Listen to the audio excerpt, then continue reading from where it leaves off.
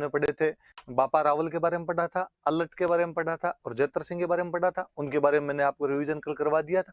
और कल की क्लास में हमने पढ़ा था फिर रतन सिंह के बारे में और उसके बाद हमीर के बारे में। जल्दी से फटाफट आपको उनका रिवीजन भी एक बार करवा दूं, फिर अपने आज की नई क्लास ले लेंगे। दो राजाओं के बारे में आपको बताना है, एक तो रतन सिंह के बारे में और एक हमीर के बारे में। रतन सिंह के बारे में सीधी सीधी सी बात है कि इसी के टाइम में अलाउद्दीन खिलजी ने अटैक किया था।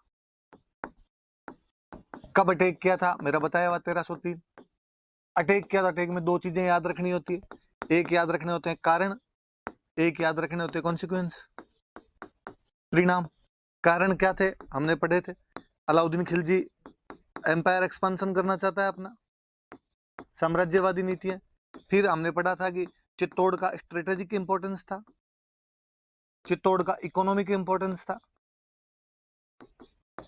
फिर हमने इसके बाद में पढ़ा था कि जब वो अलाउद्दीन खिलजी गुजरात जा रहा था तब उससे पैसे ले लिए थे समर सिंह नाम के राजा, रतन सिंह के जो पिताजी थे, इसलिए उसके लिए प्रेस्टीज पॉइंट था। फिर हमने पढ़ा था कि चित्तौड़ का प्रभाव बढ़ रहा था, इन्फ्लुएंस जो था वो इंक्रीज हो रहा था। और एक कारण हमने पढ़ा था कि पद्मिनी की वजह से किया था, हमला किया तो क्या हुआ यहाँ पे, तो मैंने फिर आपको बताया था। पद्मिनी के बारे में पहले पद्मिनी के बारे में कुछ बातें बताई थी। क्या बातें बताई थी? कि सिंहल द्वीप की राजकुमारी थी, मम्मी पापा के नाम बताए थे कि गंधर्व सेन की और चंपावती की पुत्री थी। किसने उसके बारे में बताया था? तो मैंने बताया था आपको, राघव चेतन नाम के बंदे ने उसके बारे में बताया था।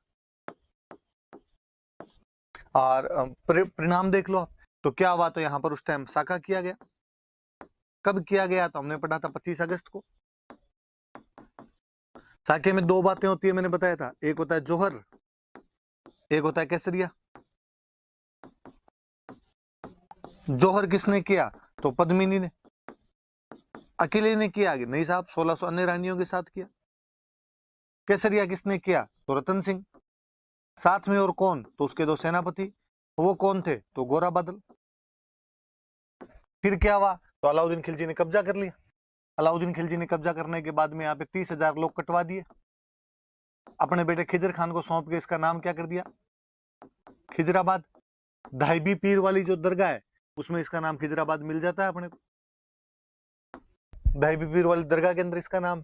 फिर हमने पढ़ा ये जो खिजर खान था, इस खिजर खान ने यहाँ पर एक तो पुल बनवा दिया गंभीरी नदी पर, एक मकबरा लिखवाया, उस मकबरे में एक फारसी भाषा का अभिलेख है, इंस्क्रिप्शन, और उस इंस्क्रिप्शन के अंदर हमने पढ़ा कि उसकी उपाधियां मिलती है अपने को अलाउद्दीन खिलजी की। उसको सिकंदर सेकंड कहा हुआ है, उसको शेड ऑफ गॉड कहा हुआ है, उसे प्रोटेक्टर ऑफ वर्ल्ड कहा हुआ है। कुछ दिन वो रहा था और उसके बाद मालदेव सोनग्रा को दे दिया था, और मालदेव सोनग्रा का एक नाम और मैंने बताया था आपको, उसका नाम मुछाड़ा मालदेव है ना। और फिर मैंने दो तीन बुक्स बताई थी, एक मैंने बुक्स बताई थी खजाइनुल फुतूह है,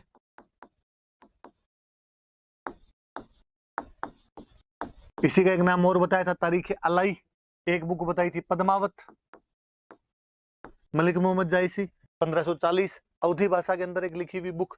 और खजाइनुल फुतूह है का दूसरा नाम तारीख अलाई, अमीर खुसरो की लिखी हुई किताब। ये सब तो हमने रतन सिंह के बारे में पढ़ा। हमीर के बारे में मैंने बताया था, दो ही बातें पढ़नी, एक उसके विजय अभियान, एक उसकी उपाधियां। विजय अभियान तो इसने चित्तौड़ वापस छीना था, फिर मैंने बातें बता दी थी, सिसोदा से गया इसलिए सिसोदिया हो गए।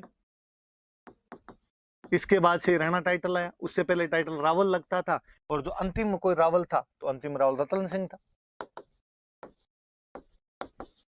फिर एक हमने पढ़ा कि इसने सिंगोली का युद्ध लड़ा, और सिंगोली वाले युद्ध के अंदर इसने मोहम्मद बिन तुगलक की सेना को हराया था।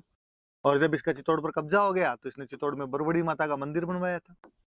बरवड़ी माता इनकी इष्ट देवी है, इनको अन्नपूर्णा माता भी कहते हैं। इनकी जो कुल देवी है वो बाण माता है।